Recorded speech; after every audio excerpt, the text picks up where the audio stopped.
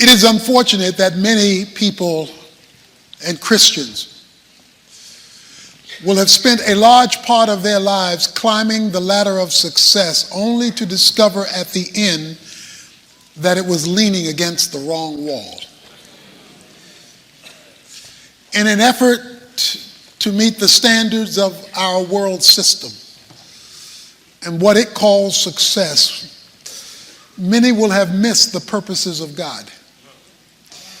They will have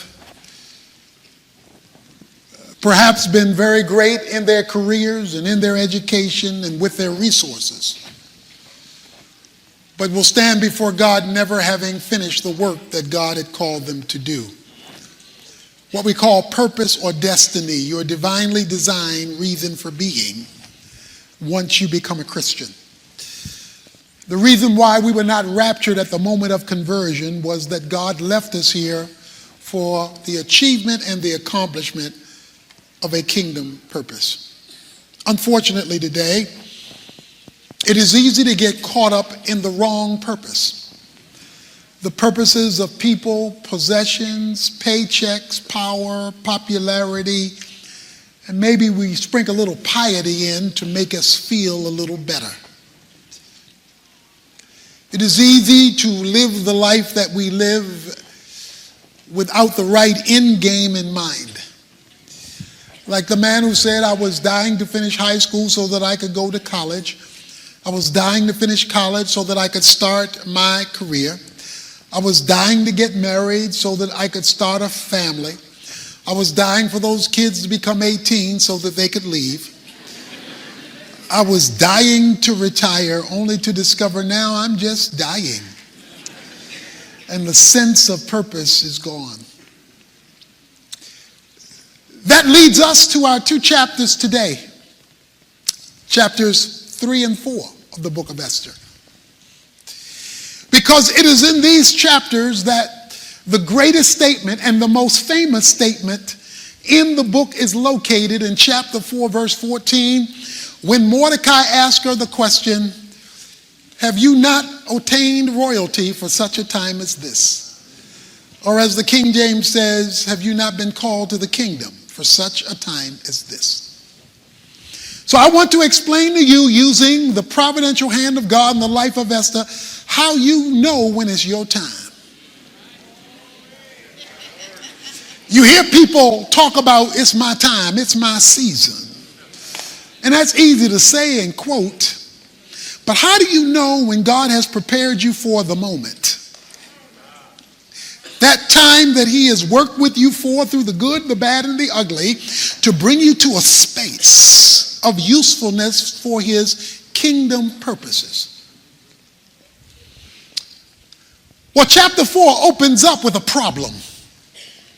Because we're told in chapter 3 opens up with a problem because we're told in chapter 3, verse 1, after these events, King Ahasuerus promotes Haman, the son of Hammedatha, the Agagite, and advanced him and established his authority over the princesses who were with him, and all the king's servants who were at the king's gate bowed down and paid homage to Haman.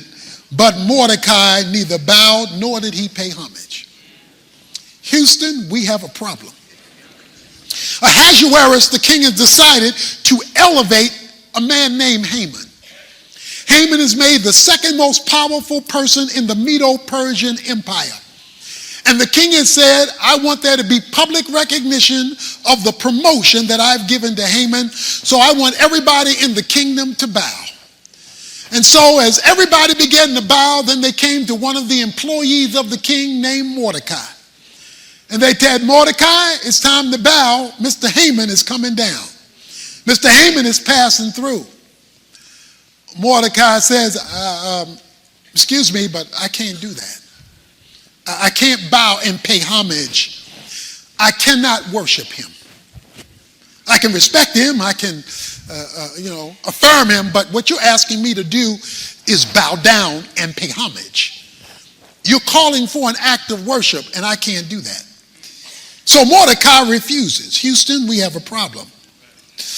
They want to know, verse 3, how are you transgressing the king's command? Let me put it in everyday language. How are you not doing what the government told you to do? Because this is the king talking. This is governmental affairs. And they say, look, this is the government. We expect you to obey the government. Well, obeying the government is one thing. Worshiping and bowing to it, that's a whole nother ball game. And Mordecai says, I can't do that. They spoke to him daily, according to verse 4. They told Haman, there's this dude named Mordecai, and he's not going to bow, but let me tell you why he's not going to bow. He's a Jew. And them people over there, they've been taught by, their worldview that you do not bow, that is, in worship, to men or to systems of men, governments, when they conflict with their belief system. And so this Mordecai is not going to bow. Haman, verse 5, was full of rage, ticked off. He said, well, not only am I going to kill verse 6, not only am I going to kill Mordecai, I'm going to kill all of his people. I'm going to do genocide against the Jews. Because I know all them people think like he think. So we're not going to have that, not under my rule. King Ahasuerus has given me clout, and I'm not going to have anybody around here not recognizing my authority. So he's gone, and everybody like him is gone. We're going to get rid of the Jews. He brings the idea to the king, Ahasuerus, and he tells Ahasuerus, Mr. Ahasuerus, king, you got some people here who don't go with you. There's a certain people scattered, and they don't abide by your rules. They don't abide by your laws. Verse 8. And so he says, so king, we got to do something about these folks. So if it pleases the king, verse 9, what I want to do is I want to get rid of them. I want to exterminate them because they're going to be a headache for you. In fact, I want to get rid of these people so bad, verse 9, that I will pay you to help get rid of them 10,000 talents of silver. I'm going to give you a boatload of money just to get rid of these people, because these people are nothing but trouble. Because they're not going to bow. They're not going to submit to the government. They're not going to submit to the authority. So the king put his signet ring down, signed the law of Haman the Agagite. Let me pause. We're told a couple of times in this passage Haman's background. He's an Agagite. Now that may not mean much to you, but God doesn't waste words in his word. This has a history to it. You see, the Agagites came from Agag. Agag is found in 1 Samuel chapter 15, verses 1 to 23. Agag is head of the Amalekites, and the Amalekites were trying to destroy the Jews many years ago when Saul was king in 1 Samuel 15. God told Saul, I want you to go and I want you to destroy the Amalekites, and I want you to destroy the king Agag, because these folks are trying to kill you. But Saul thought he was too smart for God.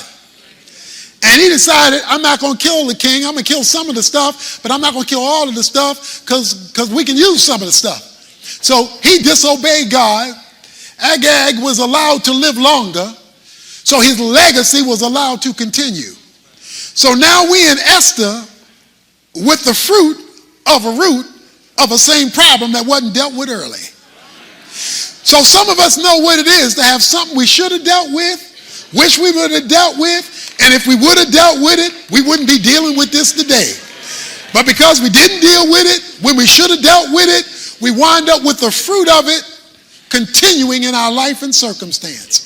So when it says that Haman was an Agagite, he's telling you he's part of a legacy of unaddressed sin, of unaddressed, fully dealing with something God told you to deal with long ago that you're now having to deal with the repercussions of.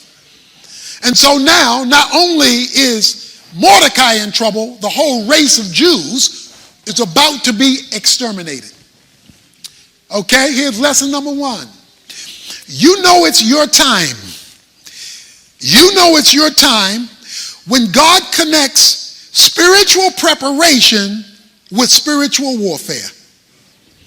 You see, Haman was an agent of the devil whose goal it is to thwart the purposes of God. In the Old Testament, it had to do with destroying the Jews. In the New Testament, it has to do with muting the effectiveness of the church, the people, representative people of God. And so in order to pull that off, Satan uses people and uses systems in order to destroy the program and promises and purposes of God. God had said, I'm going to build this people, protect this people. They are going to be my people because the Messiah is going to come through the Jews. And so all along the way, there's a theology of genocide and destruction trying to hinder the purposes of God. Whenever God is getting ready to use someone, they will have a battle to overcome. They will have spiritual warfare that will seek to destroy God's program and purpose in your life and in the life of others. Because as you'll see, it's not just about you. He's going to get rid of Mordecai and all of the Jews. Before David could be recognized to be the future king of Israel, he had to go through a battle first. He had to face Goliath. It wasn't until he defeated Goliath, spiritual warfare, since it was a battle between gods, that he began to emerge as preparation for kingship. But before God elevated him to ultimate purpose, he had to use him in spiritual battle. So spiritual battle is always a prerequisite to spiritual purpose. If you're not willing to demonstrate that you're willing to deal with the spiritual issues that Satan brings in your life to thwart your purpose and how God wants to use you for the benefit of others, then you're not ready to be realized and set free for your ultimate spiritual purpose. See, what God wants to know before he gives you spiritual responsibility is that he can trust you to use the spiritual when the going gets tough. He wants to know that the spiritual won't be thrown aside when the natural shows up. Because it's real easy when the natural shows up to get natural.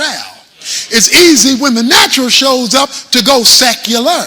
But when the spiritual shows up, because there is a spiritual issue of thwarting the program of God, the question is, do you have insight enough to see what's happening spiritually so that you have foretaste enough to address it spiritually? So when God is going to give you your time, that is, the time to be released to your ultimate purpose, there will be a spiritual battle that you will have to not only fight, but that you will have to make your declaration known.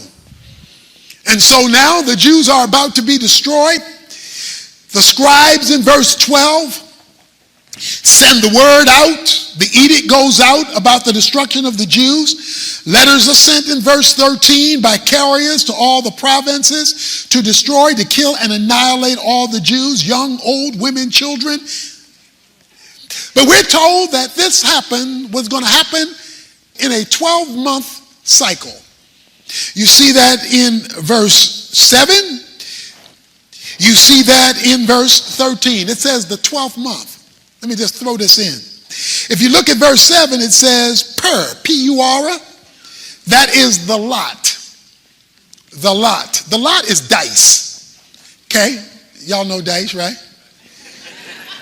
Come on, don't act like y'all don't know dice. So Haman is shaking the dice to determine when he's going to destroy them. They came up 6 and 6, 12th month. So the dice got rolled. It didn't come up with 2 zeros. It didn't come up with 1 and 1. It came up with 6 and 6 because it's 12 months. You see, even when Satan rolls the dice, God loads them. Because God is so sovereign and providential, he controls the dice. So there is a 12-month window between the time of the declaration and the time of the execution. Whenever God creates a gap, when evil is about to occur, the gap is good news in a bad situation. Remember, he told Nineveh through Jonah, in 40 days, Nineveh would be destroyed. Why not just destroy them? Because there's a window. There's a window between judgment declared and judgment implemented. Whenever God creates a window, you better praise him. Because a window is an opportunity. It's called a grace window. It's a window where God's mercy and grace is still being allowed before destruction is implemented. So there is a 12-month window because God loaded the dice, gave them the maximum amount of months within a year to address the problem of satanic influence to bring about a destruction in God's people and on behalf of God's program. And so the saga continues of the providential hand of God. The edict is given. And when the edict is given, chapter 4, verse 1, when Mordecai learned that all that had been done, he tore his clothes, put on sackcloth and ashes, the garments of sorrow, and went out into the midst of the city and walked loudly and wailed loudly and bitterly. You could hear that man crying all over the place. Because when Satan is trying to do a number on you, he can bring you to tears. Many of us know what it is to have a spiritual warfare against us, and we're weeping and wailing because the pain is so deep and so great. He was out there loudly declaring hopelessness because of how bad things look. He went as far as the king's gate. That's the entrance to the king's palace. And no one was to enter the king's gate clothed in sackcloth. But there he was, mourning with great mourning. Because we're told in verse 15 there was great confusion. You think you're a Jewish father sitting there with your family and you hear come across the evening news, all Jews are to be exterminated. There's panic in the city of Susa. And now everybody's wailing because it looks like a hopeless situation. Let me tell you something, never count God out, no matter how bad things look. Well, Esther finds out that her cousin is out there in sackcloth and ashes. She doesn't really know what's going on, and so she sends him clothes out there to get him dressed. He rejects the clothes. And so it now gets real interesting. She sends her servant, Hathach, out in verse 6 to Mordecai. And Mordecai told him all that had happened to him, the exact amount of money that Haman had promised to pay to the king's treasury for the destruction of the Jews. He sends word back to Esther. Gave a copy of the edict. And this is what he says to her in verse 8. That he might show Esther and inform her, and to order her to go to the king and employ his favor and to plead with him for her people. Mordecai says to Esther's servant, take the edict to Mordecai, take the edict to Esther, and tell Esther now to go to the king and tell him who you are. Remember, I told you don't tell him when he first brought you in. Don't tell him because there's an anti-Semitic atmosphere in this city. So you don't tell him. But girlfriend, honey bun, cuz, it's now time to come out the closet. It's now time to go public. It's now time to let it be known who you are and who your people happen to be. It's time. You know it's time for God to move you to your ultimate purpose. When he has given you a position that leverages influence for the advancement of his kingdom. He says, girl, you're not just here because you're pretty. You're pretty, but that's not why you're here. You're here because when you were pretty and didn't know what was going on, God knew this day was going to come. He doesn't use the name God, but it will be clear in a moment that's his frame of reference. God knew that this day was going to come. It's time. You've been set up for a situation. When God has positioned you to leverage influence for his kingdom purposes. Let me put it another way. When your position in life allows you to leverage influence for the advancement of God's program and God's people. To put it another way, when he has blessed you to be a blessing. See, we got a problem today. We got a misunderstanding of blessing. We got people running around here, I'm looking for my blessing. Okay? That is a flawed approach to blessing because it's incomplete. Whenever you tell God, I want my blessing, period, you have prostituted the term. Because blessing is only blessing in the Bible when it can flow through you and not just to you. God told Abraham, I'm going to bless you, and through you all the nations of the earth will be blessed. So whenever you go to God for a blessing, let him know that if he blesses to you, how it's going to flow through you so it can be a blessing to somebody else. God just doesn't move you out of South Dallas to North Dallas. He just doesn't get you out of a bicycle and move you to a Benz. He just doesn't keep you out of the Salvation Army thrift shop just so now that you can go to the most fabulous malls just so you can live large.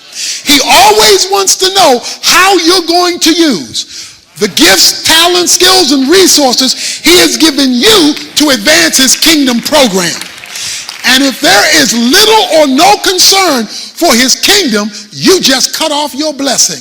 In fact, you will watch your blessing become a curse because you're not using it for kingdom purposes as well as personal benefit. So he tells her, it's time. It's time for you to use your position, your influence, your resources, and you are now to leverage that in light of the spiritual issue. The problem is, if you don't see the spiritual, you don't see the opportunity.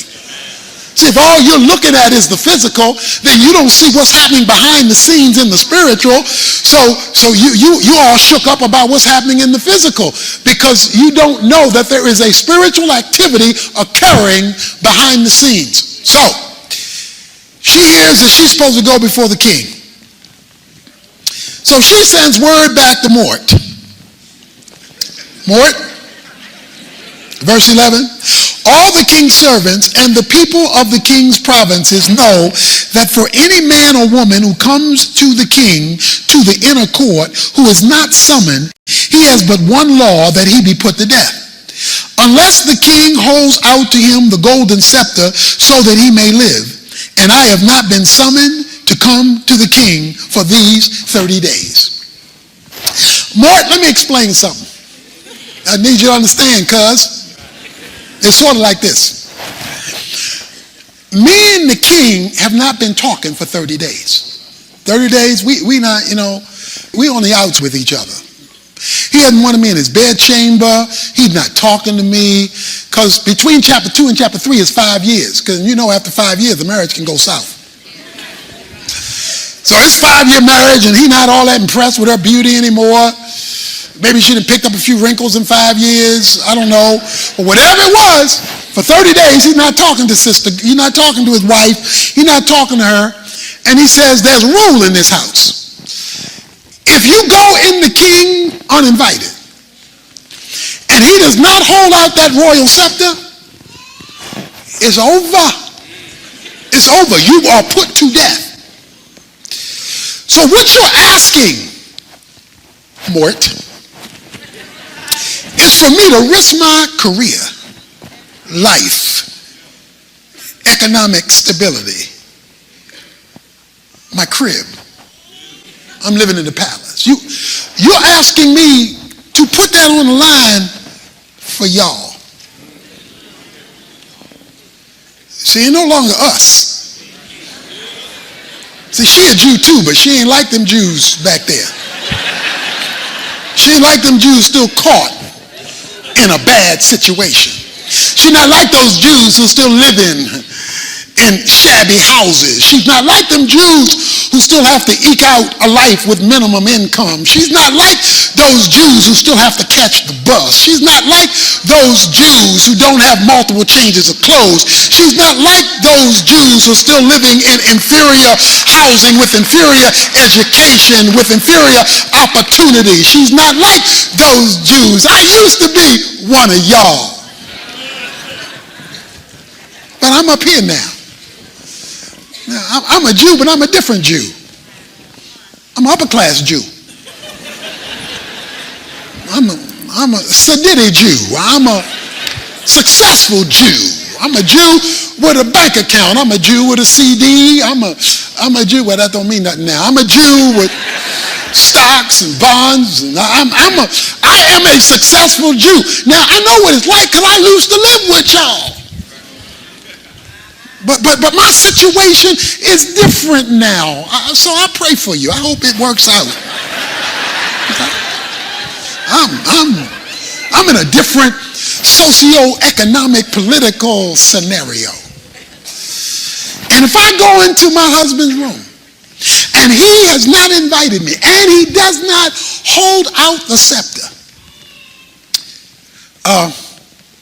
I'm not willing to do that for y'all. Because I used to be a Jew. Now I'm Jew plus.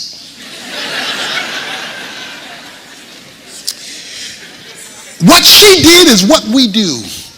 We misdiagnose kingdom opportunity. Because we don't see it. All we see is this could have a negative effect on me. See, she forgot something. If it wasn't for the goodness of God, she wouldn't be there. See, she missed that. Along the way, she misunderstood. If it wasn't for the goodness of God, girl, you did not get here on your own. You got here the same way a turtle gets to the top of a fence. Somebody put it there.